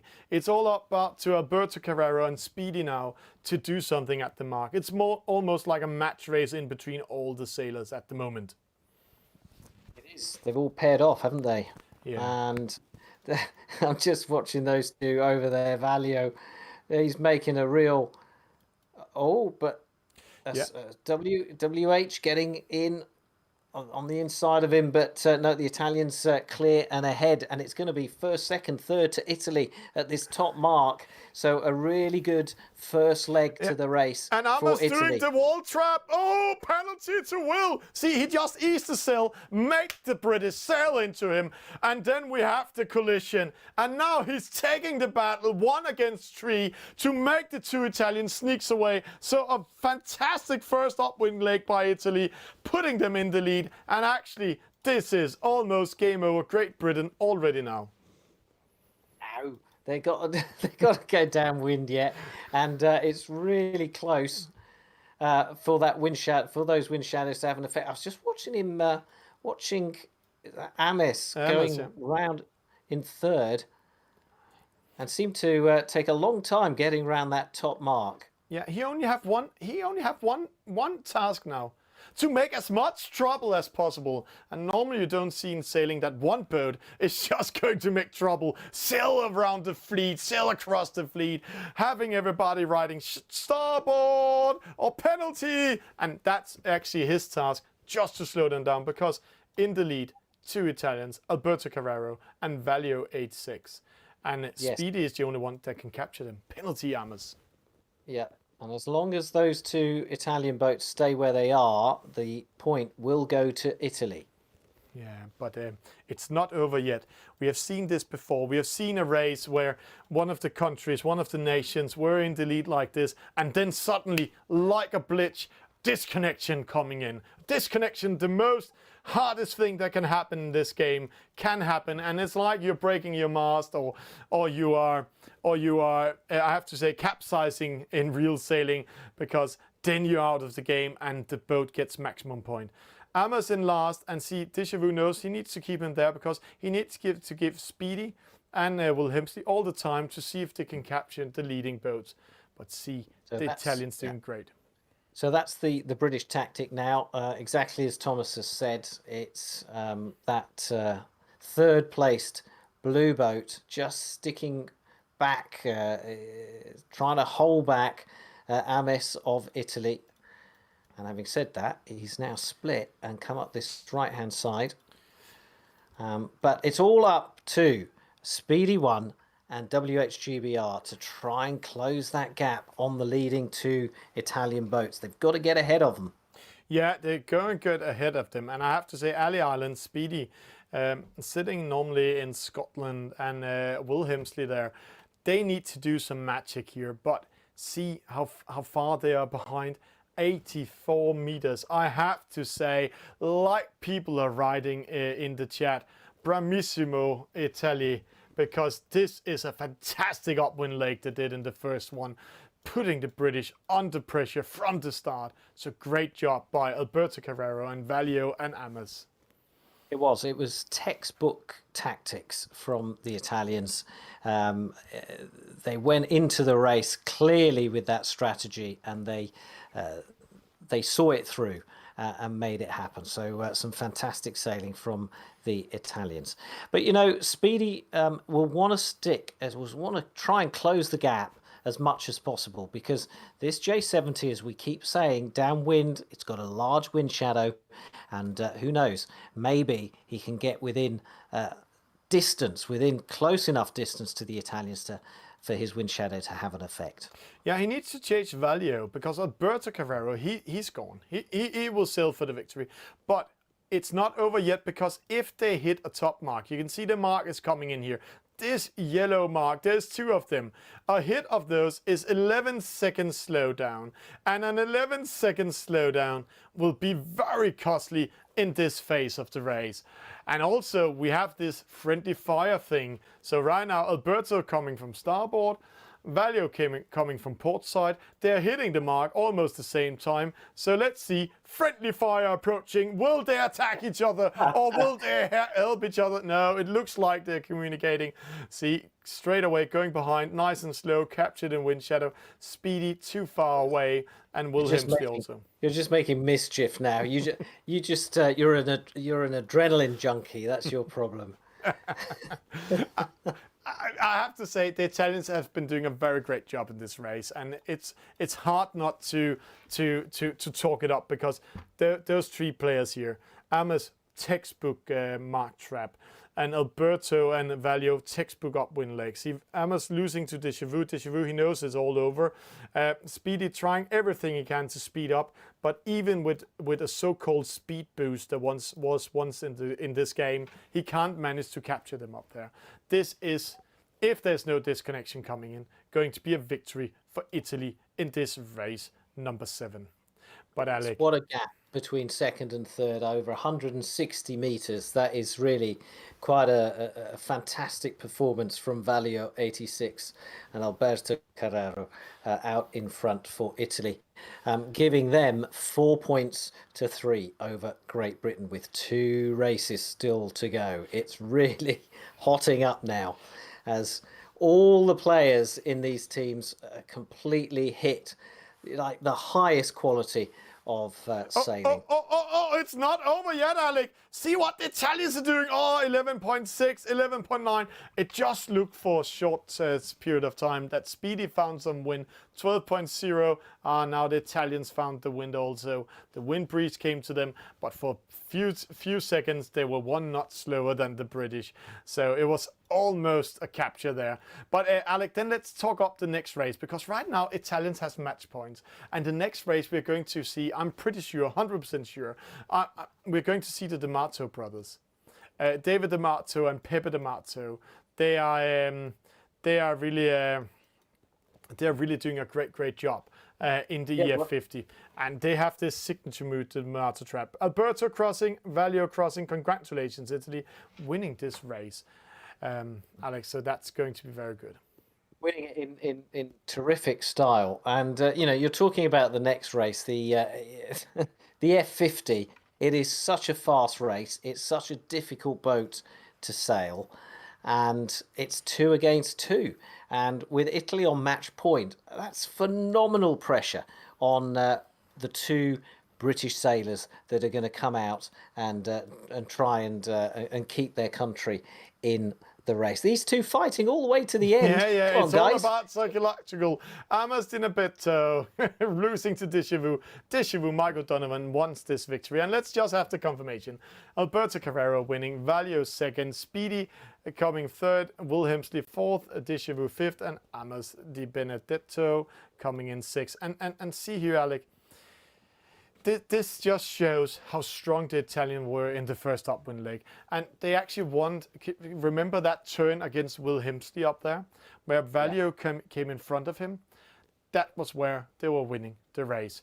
Great stuff by the Italians. And let's just jump to studio before we're going into race number 8. It's 4-3 to Italy versus Great Britain.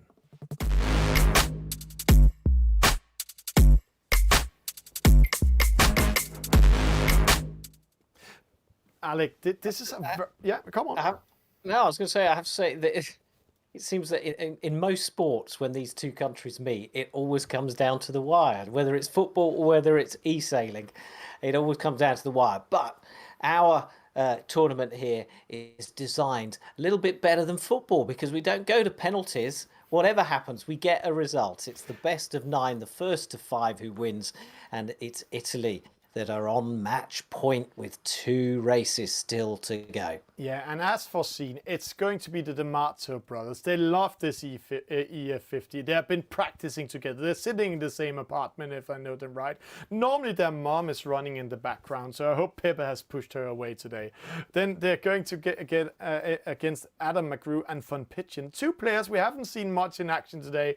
And actually, that's also telling us that British was thinking maybe we had 1 at this moment because these 2 players are not the strongest British players.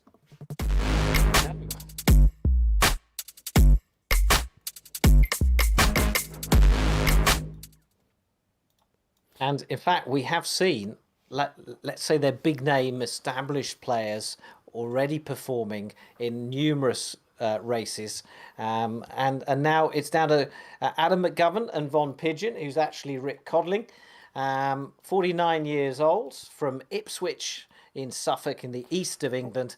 Who's going to get? Is that experience of gin tonic and Pepper D'Amato going to pay off? They start on this fast reach, and it's a disaster for gin tonic. Yeah. He got it all wrong, and already the British have gone ahead. So, such a nervous start by David D'Amato. I just saw he was speeding up, trying to time it. And if you get a false start, then you will slow down onto your last. But we have seen this before. We have seen the D'Amato brothers doing a terrible start before. But now they need to battling down. And Pepe, he can actually attack Von Pitchen soon. So it's Adam, he can sneak away. But it's 2 versus 2, Alec, it can be a tie. So the winning and the if you win and lose, then you're actually losing overall. So split coming up. Pepe going with him. David also. So the first pressure coming from Pepe D'Amato now. Close call on Von Pitchen, but he can almost hit Adam already.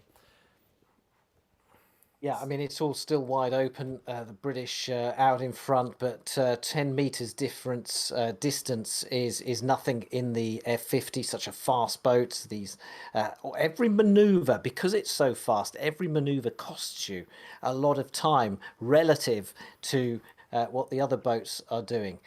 So obviously the boundaries marked out here, they've got to stay inside those boundaries or they pick up a penalty, but it's still Von Pigeon and Adam McGovern out in front, 30 meters advantage over the 2 Italians. And this is interesting what the Italians are doing. They're attacking a little bit early. They know this EF50 quite well. Adam, he needs to follow Pepe D'Amato. Von Pitchen types it pretty well, but there, the wind shift is against him. He needs to do a double tag up there. And every time you tag with this boat, you lose lose 11 to 17 knots of speed, and it takes 11 seconds to speed up. See, there we have attack. So 11 seconds to speed up, and the British needs to do a double tack at the gate mark, and that can be very costly because that's 2 times slowed down. So let's see what they're doing.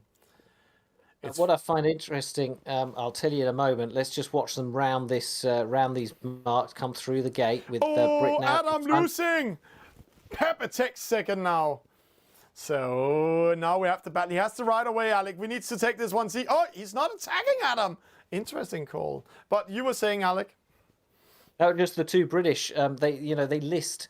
They don't list the F-50 as their favourite e-boat. They talk about the Nacra and the 49er, both fast boats, but not the EF-50. So it's an interesting decision to put them up against the Italians now at such a crucial point, as Pepe D'Amato takes second place, holds on to second place, and now tries to pull away from Adam McGovern.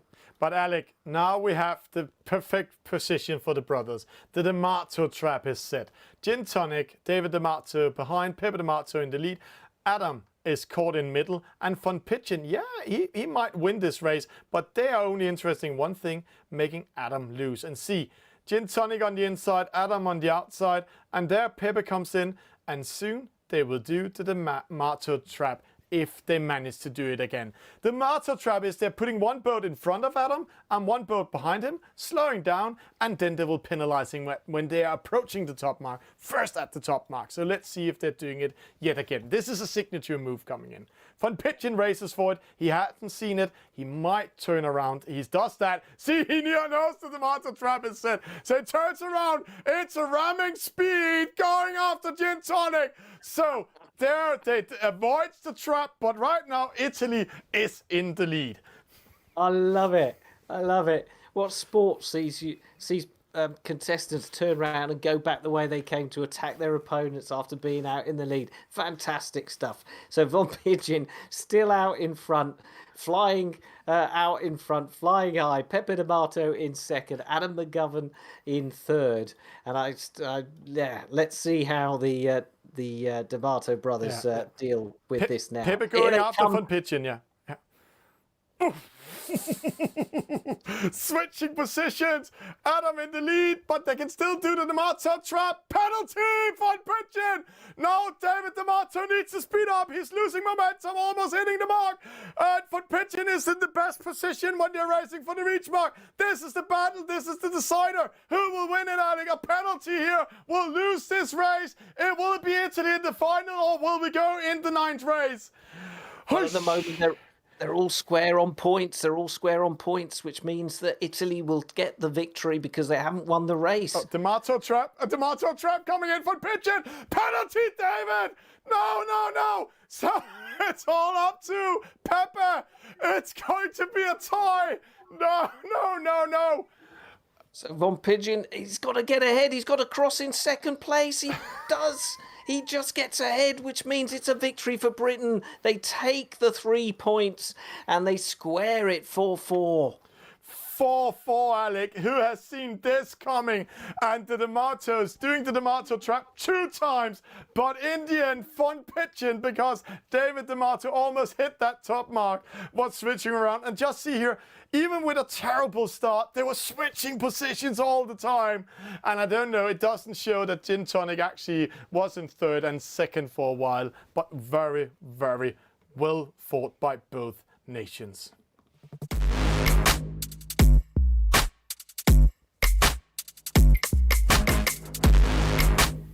And Alec, I have to say, I have a counter down here in studio and a producer sitting over there, and just saying that right now the viewership is rising up and up. More and more viewers are joining in here on all the channels because we are going into the last race, race number 9. It's 4-4. It's Italy versus Britain. Who has seen that coming?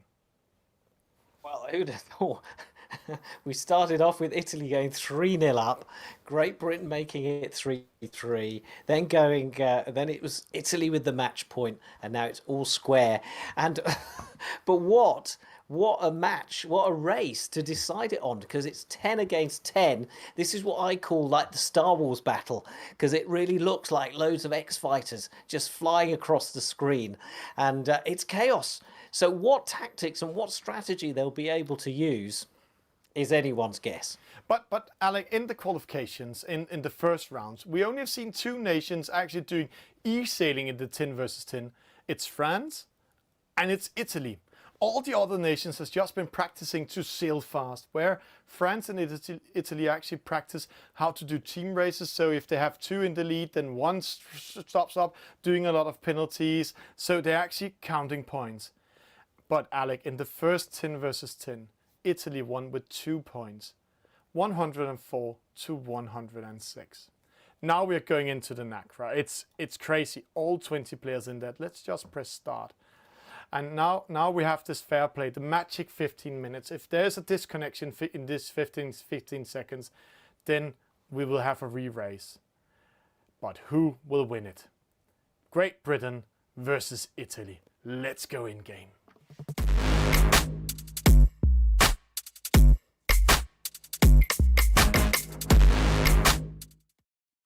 Twenty sailors about to decide who goes through to the 2021 Nations Cup final. It's 4-4. Whoever comes out on top here is going to go through to the final to race against either France or Spain. And so everyone's involved, all the sailors involved, 30 seconds to go. They're still playing it cool, they're still playing it calm. That's a lot of boats to get across quite a tight start line. And now they're beginning to speed up. They're beginning to get into the positions they want to get into. Those penalties not counting until now because they won't have an effect. Someone over early will come back and get into position and start again. Here we go then. It's 2 seconds to go. We are away in the very final race of this semi-final. And a lot of penalties. Slow start for Rock, slow start for Caven, slow start for Mike O'Donovan. It looks green in the top, but it's Pepe D'Amato, it's Will Hemsley, it's Mauro Di Napoli, Saucy, Filippo Lanfranci, and then the guys Laganda Yunda coming in. I have to say, I've actually been practicing his name a little bit, but it's green in the lead. But who will win it? There's 4 legs, Alec, and it's magical. Great Britain versus Italy. And Alec, who's your money on right now? It's very close already, I can see that. You would be crazy to put money on this race as they dart and fly across the screen. And it's really all shuffled up here, isn't it? There's no pattern in the positions at the moment in this first upwind leg. This is important. Filippo going in the lead in front of Donny. Donny makes 1 penalty. So Filippo Lanfranci going in the lead, taking the lead over Donny, and that's a very important one. So let's see, next coming up. Aussie keeping out of trouble on this left-hand side. Well, keep an eye on her. We might see her suddenly come in somewhere in the top 10. But at the moment, there's this bunch of British boats in the centre of the fleet. I have to say, I'm all quiet here. Saucy downwind attack by Will Hemsley. Jason Straff actually doing his attack with the eyes here.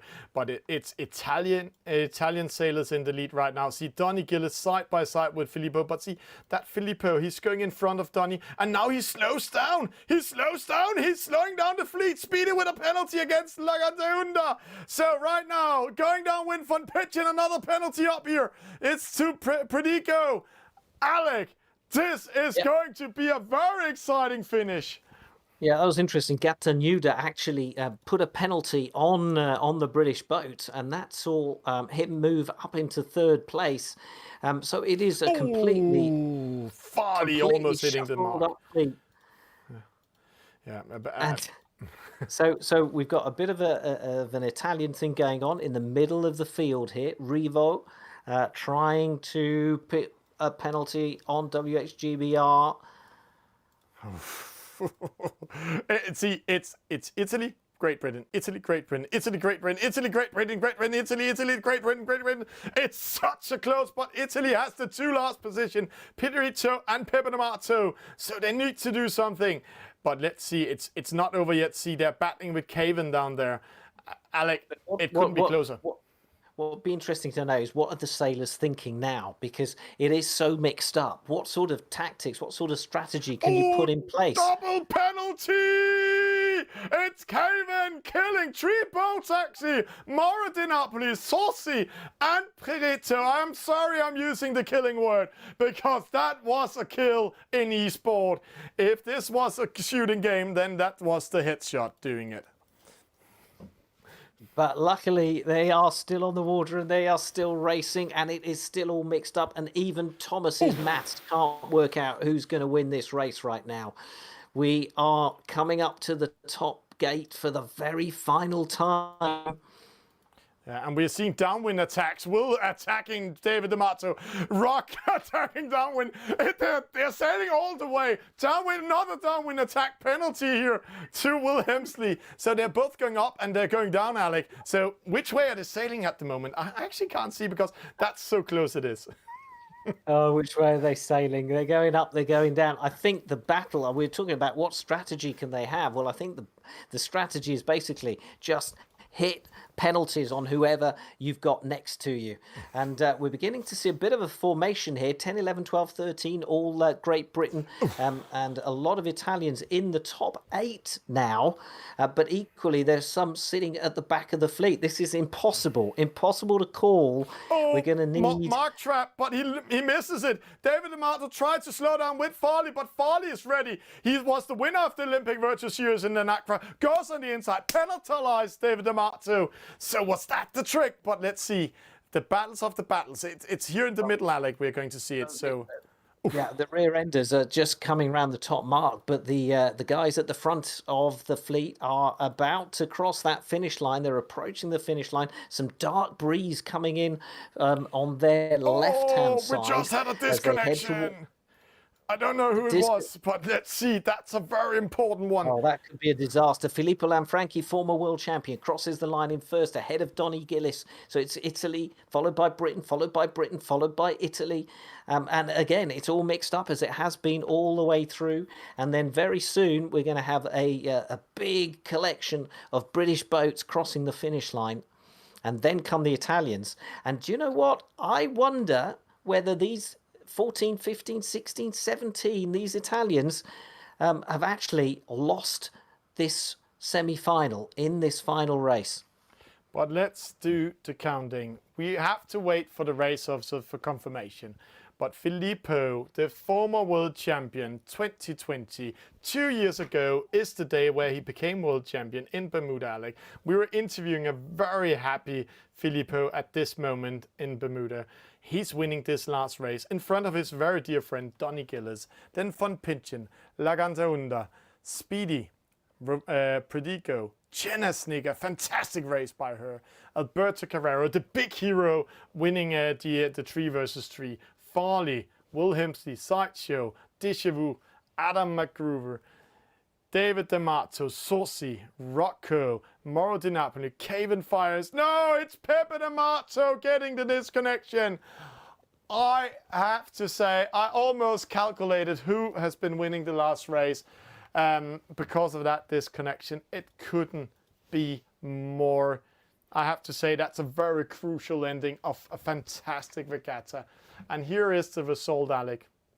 It's 90 points against 120 points for Great Britain. Great Britain wins 5-4 after being down 3-0 against Italy. What an amazing regatta, amazing eSailing Nations Cup we've just been having today.